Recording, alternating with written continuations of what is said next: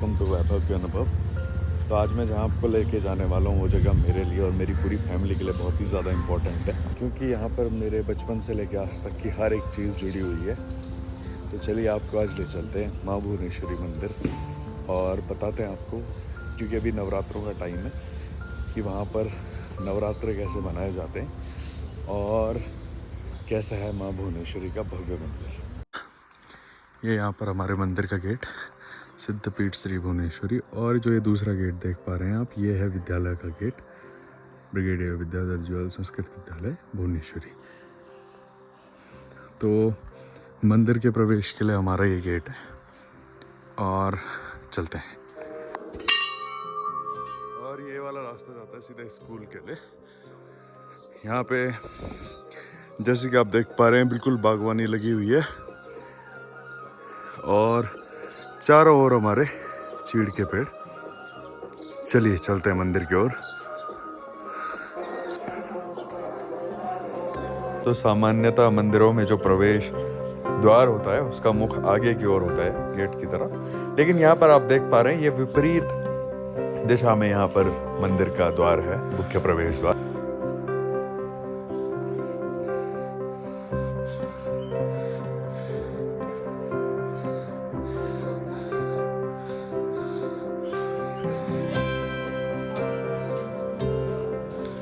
तो ये है मंदिर का मुख्य प्रवेश द्वार। और जब विद्यालय यहाँ पर नहीं था, इतनी सुविधाएं यहाँ पर नहीं थी, तो ये जो आप गांव देख पा रहे हैं झांझड़ गांव है और यहीं पर पहले विद्यालय चलता था।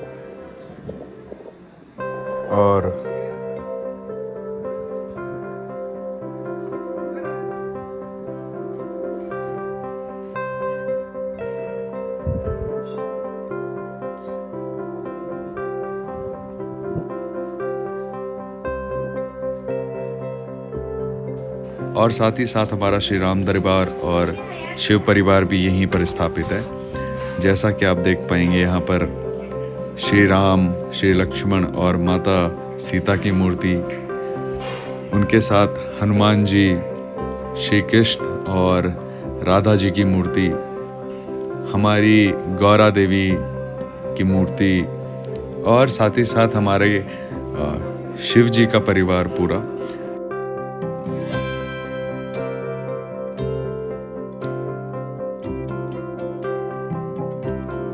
और इस तरफ हमारा पूरा गुरुकुल है, जो कि आपको दूसरी वीडियो में देखने को मिलेगा कि कैसा हमारा रहन सहन खान पान है गुरुकुल का। माँ भुवनेश्वरी का मंदिर पौड़ी गढ़वाल से 16-17 किलोमीटर दूर चंद्रकूट पर्वत पर स्थित है।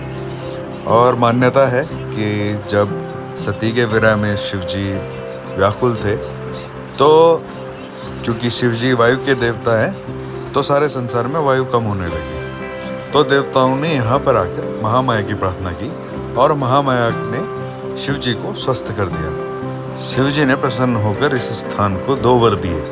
वे सदैव भुवनेश्वर और भुवनेश्वरी के रूप में यहाँ पर रहेंगे।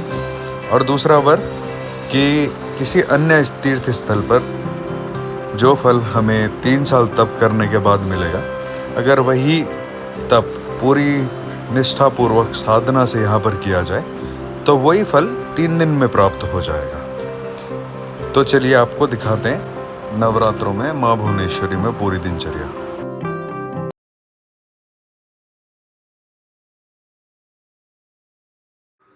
अभी सुबह के लगभग 4:45 हो रहे हैं और यहाँ पर जो भी स्टूडेंट्स हैं, जो भी स्टाफ है और जो भी यात्रीगण आते हैं, वो लगभग इसी वक्त उठ जाते हैं, क्योंकि नवरात्रों में सुबह 5 बजे यहाँ पे पहली धुएल होती है, दिन में 12 बजे दूसरी और रात को 7 बजे तीसरी।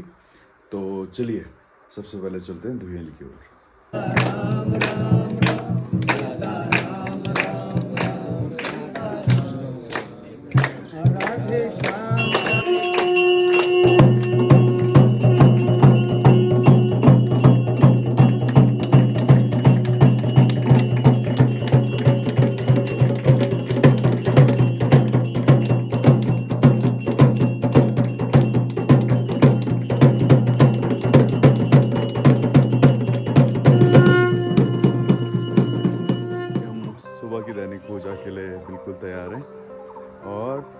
दैनिक पूजा है वो नवरात्रों में माँ के 9 रूपों की जो पूजा होती है सुबह वो होती है, और इसके बारे में डिटेल में भी जानेंगे। इतने में आपको दिखाता हूँ कि सुबह का मंदिर का व्यू कैसा होता है।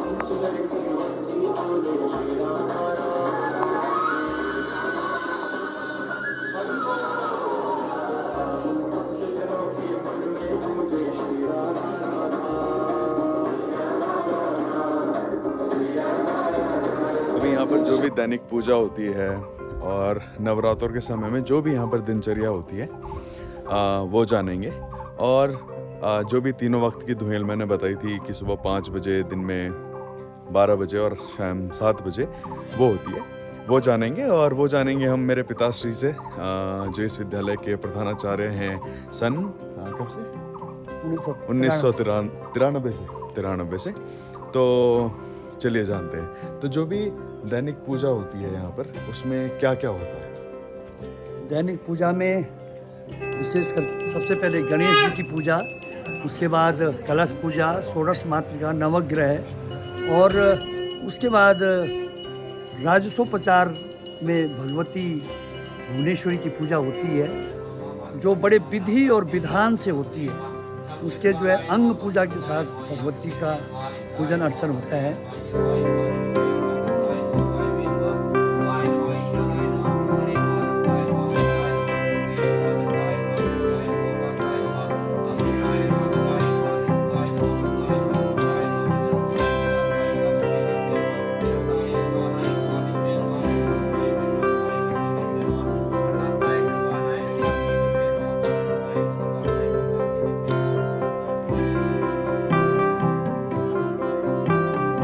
तत्पश्चात यहाँ पर अन्य मंदिर भी हैं।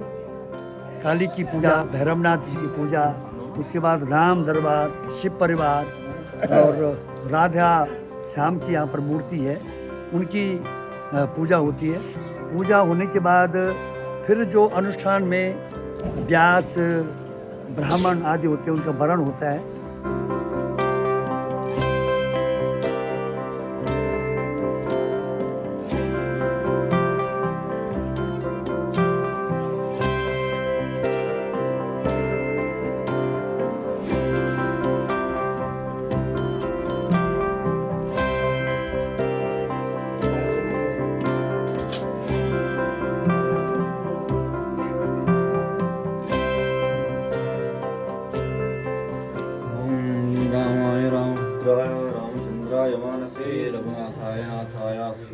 फिर माँ भगवती की दिव्य भव्य आरती होती है।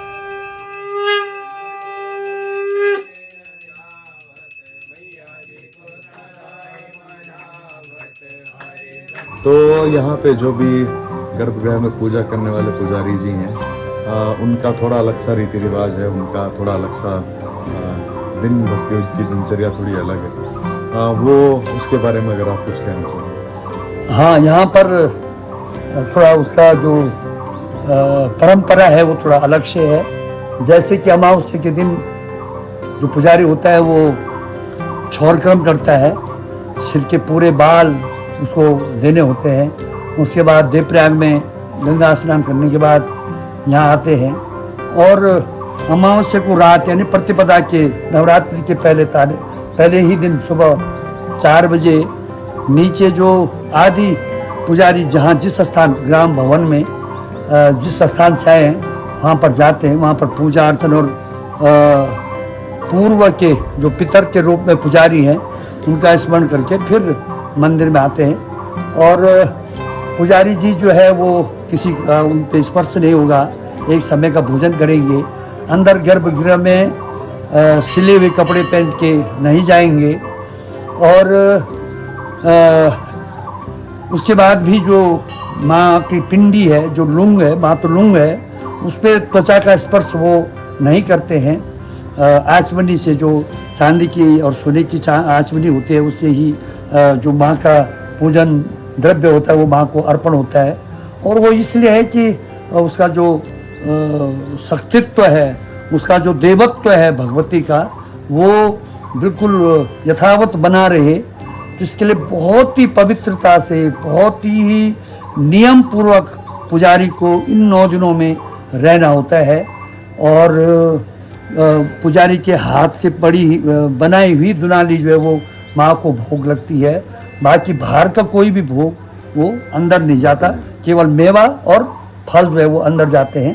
बाकी केवल पुजारी का बना ही, जैसे नवमी के दिन खीर बनती है तो खीर जाएगी, अन्य दिनों दुनाली जो है वो पुजारी बनाते हैं, वो जिसको जो है पुजारी बनाते हैं। माँ की आरती के बाद हमारा जो आयोजन समिति है उसकी ओर से विभिन्न सामाजिक कार्यक्रम, जिसमें सांस्कृतिक कार्यक्रम, बच्चों के कार्यक्रम, महिलाओं के कार्यक्रम, विभिन्न विद्यालयों के आए हुए जो छात्र छात्राएं हैं उनके सांस्कृतिक कार्यक्रम यहाँ पर आयोजित होते हैं। और उसके बाद ठीक 12 बजे माँ की मध्याह्न धुएल होती है और धुएल होने के बाद फिर यहाँ पर पांडव नृत्य, मंडाण जिसे कहते हैं, वो लगता है।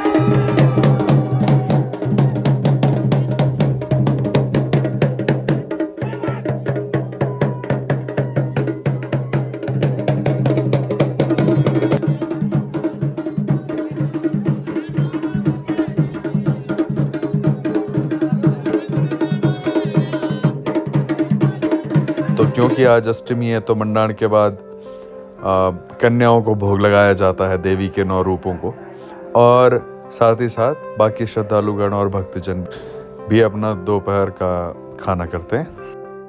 और अभी यहाँ पर राम कथा चल रही है तो मंडाण के बाद ढोल धमाओं के साथ व्यास जी को कथा पांडाल तक ले जाया जाता है तथा सारे स्टूडेंट्स और जो भी यात्रीगण, भक्तजन, टीचर्स, जो भी लोग यहाँ पर मौजूद होते हैं वो कथा का आनंद लेते हैं।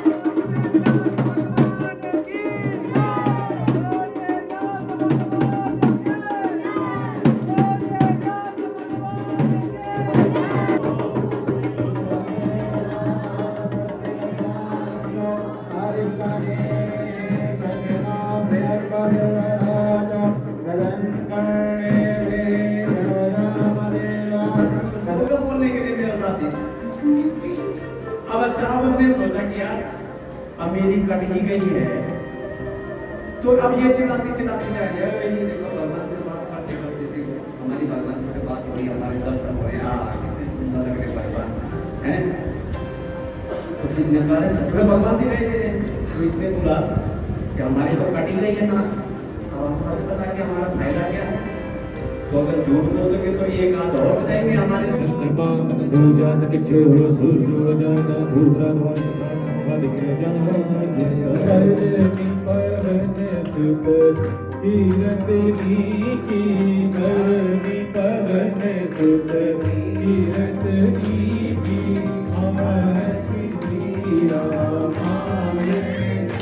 गौ माता की, सत्य सनातन धर्म की, गंगे मैया की, भुवनेश्वरी मैया की, पूज्य व्यास जी महाराज की जय जय श्री राधे, जय जय।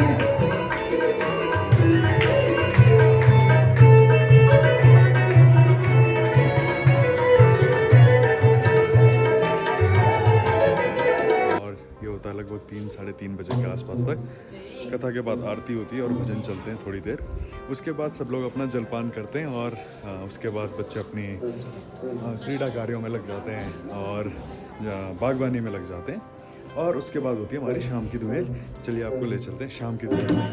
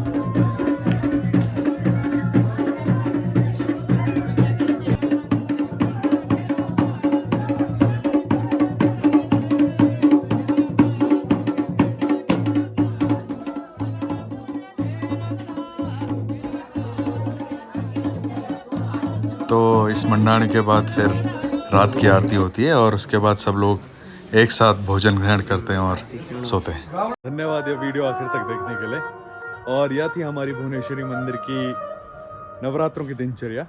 ऐसे ही हमारे छात्रों की भी एक दिनचर्या है जो कि सुबह 5 बजे से लेकर रात्रि 10 बजे तक चलती है। और उनका खान पान, उनका रहन सहन कैसा है, यह आपको दूसरी वीडियो में देखने को मिलेगा। तो ऐसे ही चैनल को लाइक कीजिए, शेयर कीजिए, सब्सक्राइब कीजिए और ज़रूर दूसरी वीडियो देखिए। धन्यवाद।